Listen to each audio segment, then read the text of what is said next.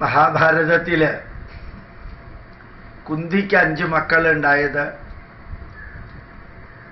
ധർമ്മരാജാവിന്റെ പുത്രൻ സമയത്തിന്റെ പുത്രൻ ആണ് ധർമ്മപുത്രന്.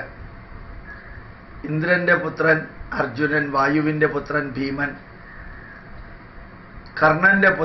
സൂര്യന്റെ പുത്രൻ കർണൻ എന്നൊക്കെ പറയുന്നുണ്ട്. അതിഗംഭീരമായി 1,25,000 ശ്ലോകങ്ങൾ എഴുതിയ വേദവ്യാസന് സൂര്യനെ കുറിച്ച് അറിഞ്ഞുകൂടായിരുന്നു, വായുവിനെ കുറിച്ച് അറിഞ്ഞുകൂടെ, അതുപോലെ ഇന്ദ്രനെ കുറിച്ച് അറിഞ്ഞുകൂടെ, യമധർമ്മരാജാവിനെ കുറിച്ച് അറിഞ്ഞുകൂടെ? ലളിതമായിട്ടുള്ളൊരു ഉത്തരം. ഈ ഉത്തരം സ്വീകരിക്കണമെന്നോ അല്ലെങ്കിൽ അതാണ് ഫൈനൽ എന്നോ ചിന്തിക്കാൻ താല്പര്യമില്ലാത്തവര് ചിന്തിക്കേണ്ട. ഗുരുവായൂരപ്പനെ പ്രാർത്ഥിച്ച് ഗുരുവായൂരപ്പന് തുലാഭാരം നേർന്ന് അല്ലെങ്കിൽ വഴിപാടുകൾ നേർന്ന് ഒരു വ്യക്തിക്ക് ഒരു കുട്ടിയുണ്ടായാൽ മലയാളത്തിൽ വളരെ കോമൺ ആയിട്ട് പറയുന്നൊരു പദപ്രയോഗമുണ്ട്, ഇവൻ ഗുരുവായൂരപ്പന്റെ പ്രസാദമാണ്. പണ്ട് ശിവദാസൻ, രാമദാസൻ, കൃഷ്ണദാസ്, ശിവദാസ്, രാമദാസ്, കൃഷ്ണദാസ്, അങ്ങനെയുള്ള രുദ്രദാസ്, അങ്ങനെയുള്ള പേരുകളൊക്കെ ഉണ്ട്. ഈ പേരുകളെല്ലാം വരാൻ കാരണം ശിവനെ പ്രാർത്ഥിച്ചൊരു കുട്ടിയുണ്ടായാൽ ആ കുട്ടിക്ക് കൊടുക്കുന്ന ജനറലി ആ കുട്ടിക്ക് പണ്ട് കൊടുത്തിരുന്ന പേരാണ് ശിവദാസ് അല്ലെങ്കിൽ രുദ്രദാസ് എന്നെല്ലാം.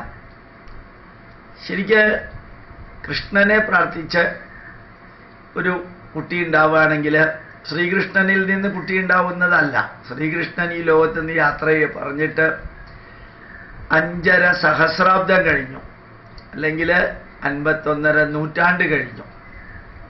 5.5 സഹസ്രാബ്ദം അല്ല, 5 സഹസ്രാബ്ദം എന്ന് തൽക്കാലം നമുക്ക് വിചാരിക്കാം. BC 3159, BC 3140 വർഷമായി ഭഗവത്ഗീത പറഞ്ഞു കൊടുത്തിട്ട്. 5159 വർഷമായി ഇപ്പോ ഭഗവത്ഗീതയ്ക്ക് 51.5 നൂറ്റാണ്ട്. അപ്പൊ കൃഷ്ണൻ അതിന് ശേഷമാണല്ലോ പോയത്. ആ കൃഷ്ണനിൽ നിന്നൊരു ബീജം സ്വീകരിച്ച് ഒരു വ്യക്തിക്ക്, ഒരു സ്ത്രീക്ക് കുട്ടിയുണ്ടാവുമെന്ന് പറയാൻ സാധിക്കില്ല. പ്രാർത്ഥിച്ചിട്ടുണ്ട് കൃഷ്ണദാസ്, ശ്രീരാമനെ പ്രാർത്ഥിച്ച് രാമദാസ്, ശിവനെ പ്രാർത്ഥിച്ച് ശിവദാസ്, ഗൗരിദാസ്, ഗൗരിയെ പ്രാർത്ഥിച്ചിട്ട് ഗൗരിദാസ്. അങ്ങനെ ആരുടെ വേണമെങ്കിലും പേര് നമുക്കിടാൻ സാധിക്കും. ആ ദാസൻ എന്ന വാക്കിന്റെ അർത്ഥം അവിടത്തെ പ്രസാദത്താൽ ലഭിച്ച വ്യക്തി എന്നുള്ളതാണ്. പണ്ട് ഏത് അമ്പലത്തിലെ പ്രസാദം കൊണ്ടാണോ അനുഗ്രഹം കൊണ്ടാണോ ഒരു കുട്ടി ഉണ്ടായത്, ആ അമ്പലത്തിൽ ആ കുട്ടിയെ അടിമയ്ക്ക് ഇരുത്തുക എന്നൊരു പദപ്രയോഗമുണ്ട്. ഞാൻ എന്നെയും എൻ്റെ എൻ്റെ സഹോദരന്മാരെയൊക്കെ ചെറായിക്കടുത്ത് കുഴുപ്പള്ളി എന്നൊരു അമ്പലമുണ്ട്. കുഴുപ്പള്ളി മഹാദേവ ക്ഷേത്രം. പണ്ടത് ഇടിഞ്ഞു പൊളിഞ്ഞ് കിടന്നൊരു അമ്പലമായിരുന്നു, ഇപ്പൊ നന്നായിട്ട് വളർന്നിട്ടുണ്ട്. ആ അമ്പലത്തിലൊരു പട്ട് വിരിച്ച് അതിൽ നമ്മളെ കിടത്തിയിട്ട് പൂജാരി വന്ന് വെള്ളവും തുളസിയും ഇടും. അത് കഴിഞ്ഞാൽ ഒരു എമൗണ്ട്, ചെറിയൊരു എമൗണ്ട്, 5 രൂപയോ 10 രൂപയോ അമ്പലത്തിന് വഴിപാടിനായിട്ട് കൊടുത്താൽ ആ അമ്പലത്തിലെ അടിമയാണ് നമ്മൾ എന്ന് പറയും. അതായത് ആ ഈശ്വരന്റെ അനുഗ്രഹം കൊണ്ട് ലഭിച്ച പുത്രൻ. എന്ത് പേര് വേണമെങ്കിലും ഇടാം, പക്ഷെ വളരെ ഡിവോട്ടഡായിട്ട് അതിൽ താല്പര്യമുള്ളവരാണ് കേശവദാസ്. നിങ്ങൾ കേട്ടുകയാണ്, ശ്രീകൃഷ്ണന്റെ പര്യായമാണ് കേശവദാസ് എന്നുള്ള പേര്. കൃഷ്ണദാസ്, രാമദാസ്, ഗോകുൽദാസ്, ഇങ്ങനെ ഇഷ്ടംമാതിരി ദാസ് എന്ന് പറയുന്നാൽ. ഇപ്പൊ കുന്തിക്ക് യഥാർത്ഥത്തില് സമയം, കാലം എന്ന പ്രതിഭാസത്തെ മനസ്സുകൊണ്ട് നിറഞ്ഞാരാധിച്ച് ലഭിച്ച പാണ്ഡുവിന്റെ പുത്രൻ, പാണ്ഡുവിന്റെ ബീജത്തിൽ നിന്നുണ്ടായവരാണ് ഇവർ 5 പേരും.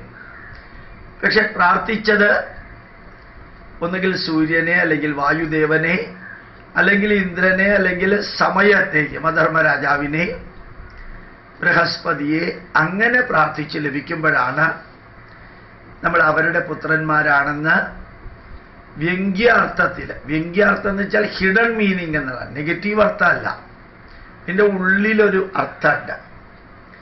ഗുരുവായൂരപ്പദാസ്, അയ്യപ്പദാസ് എന്ന് പറയും.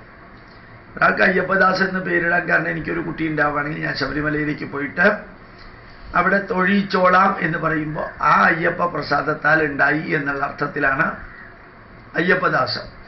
മുരുകദാസ് ഉണ്ട്, മുരുകന്റെ പ്രസാദത്താൽ. അങ്ങനെ ഏത് ദേവതാ സങ്കല്പത്തിൽ നിന്നാണോ പ്രാർത്ഥിച്ച് ഇപ്രകാരം ഒരു പ്രസാദം ശിശുവായിട്ട്, മകനായിട്ട്, മകളായിട്ട് ലഭിക്കുന്നത്, ആ പേര് കൊടുക്കാറുണ്ട്.